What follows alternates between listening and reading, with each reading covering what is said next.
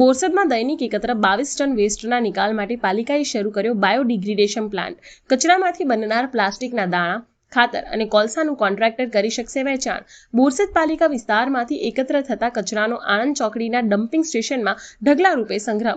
અવારનવાર કચરાના ઢગલામાં આગના બનાવથી સ્થાનિકોને આંખોમાં બળતરા સહિત પરેશાનીની થતી હતી ફરિયાદો।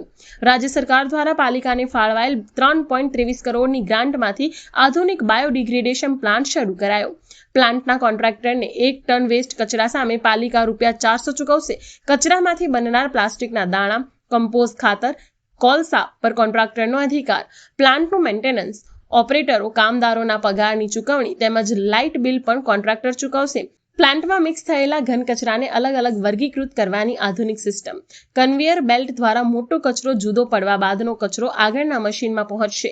છેલ્લે મૂકેલા ટ્રોમેલ મશીનમાં શાકભાજી સહિતના વેસ્ટમાંથી બાયોલોજિકલ કમ્પોસ્ટ ખાતર બનશે। પ્લાસ્ટિક અને કાપડના વેસ્ટને મશીન દ્વારા કોમ્પ્રેસ કરીને ગઠ્ઠા તૈયાર કરાશે।